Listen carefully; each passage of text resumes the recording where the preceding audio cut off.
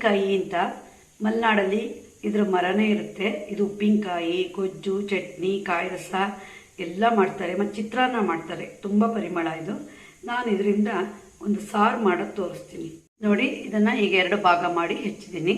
ಇದ್ರ ರಸನ್ನ ಹಿಂಡಿಟ್ಕೊತೀನಿ.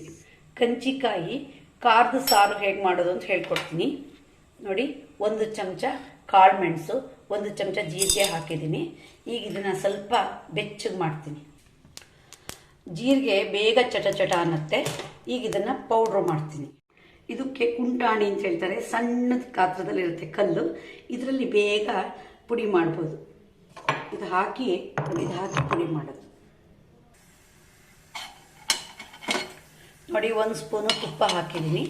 ಈಗ ಇದಕ್ಕೆ 1-2 ಮೆಣಸಿನ್ಕಾಯಿ ಚೂರು ಹಾಕ್ತೀನಿ.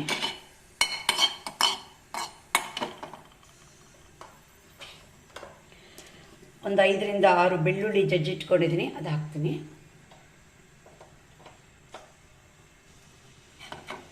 ಈಗ ಇದು ತುಪ್ಪದಲ್ಲಿ ಸ್ವಲ್ಪ ಬಾಡಬೇಕು.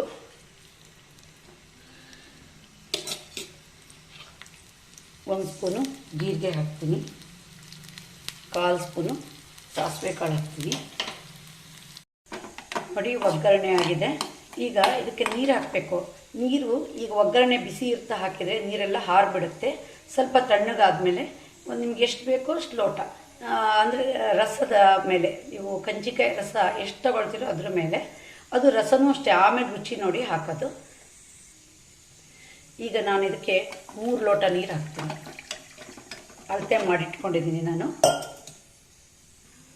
ನೋಡಿ. ತಣ್ಣಗಾದಾಗ ಒಗ್ಗರಣೆ ನೀರು ಹಾಕಿದರೆ ಅದು ಚಟ ಚಟ ಅಂತ ಹಾರಲಿಲ್ಲ, ಮತ್ತು ರಂಪ ಆಗೋದಿಲ್ಲ. ಇವೆಲ್ಲ ಈಗ ಅಡುಗೆ ಮಾಡೋಕ್ಕೆ ಕಲಿತಾರಲ್ಲ ಬಿಗಿನರ್ಸು, ಅವರಿಗಿವೆಲ್ಲ.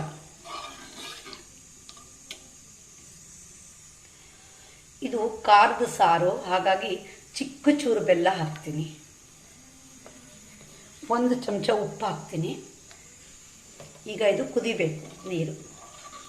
ಇದು ಅಜೀರ್ಣಕ್ಕೆ ತುಂಬ ಒಳ್ಳೆಯದು, ಮತ್ತು ಪಿತ್ತ ಆದಾಗ, ಊಟ ಸೇರಿದಾಗ ಈ ಸಾರು ಮಾಡ್ಕೊಂಡ್ರೆ ತುಂಬ ರುಚಿ ನೋಡಿ. ಕುದೀತಾ ಇದೆ. 4 ಎಸಳು ಕರಿಬೇವು ಹಾಕ್ತೀನಿ. ಕಂಚಿ ಹಣ್ಣಿನಿಂದ ರಸ ತೆಗೆದು ಈಗ ಇಟ್ಕೊಂಡ್ಬಿಟ್ರೆ, ನಿಮಗೆ ಸಾರು ಮಾಡಬೇಕು ಅನಿಸಿದಾಗ 1-2-3 ಸ್ಪೂನು ರಸ ಹಾಕಿಬಿಡ್ಬೋದು. ಇದು ಫ್ರಿಜ್ಜಲ್ಲಿ ಇಟ್ಟರೆ ಏನೂ ಆಗಲ್ಲ. ಬೇಕು ಅಂದಾಗ ನೀವು ಸಾರು ಮಾಡ್ಬೋದು. ಜೀರಿಗೆ ಮತ್ತು ಕಾಳು ಮೆಣಸನ್ನ ಹುರಿದು ಪುಡಿ ಮಾಡಿ ಇಟ್ಕೊಂಡಿದ್ನಲ್ಲ, ಈಗ ಇದನ್ನು ಸಾರಿಗೆ ಹಾಕ್ತೀನಿ ನೋಡಿ. ಇವೆಲ್ಲ ಮಲೆನಾಡಿನ ಸ್ಪೆಷಲ್ ಸಾರುಗಳು. ನೋಡಿದ್ರಲ್ಲ ಕಂಚಿ ಹಣ್ಣಿನ ಸಾರು ಹೇಗೆ ಮಾಡೋದು ಅಂತ ನೋಡಿ. ಒಗ್ಗರಣೆ ಎಲ್ಲ ತೇಲ್ತಾ ಇದೆ. ಭಾಳ ರುಚಿಯಾಗಿರುತ್ತೆ ನೋಡಿ. ನಿಮಗೆ ಈ ವಿಡಿಯೋ ಇಷ್ಟ ಆದರೆ ಲೈಕ್ ಮಾಡಿ, ಶೇರ್ ಮಾಡಿ, ಸಬ್ಸ್ಕ್ರೈಬ್ ಮಾಡಿ. ಧನ್ಯವಾದಗಳು.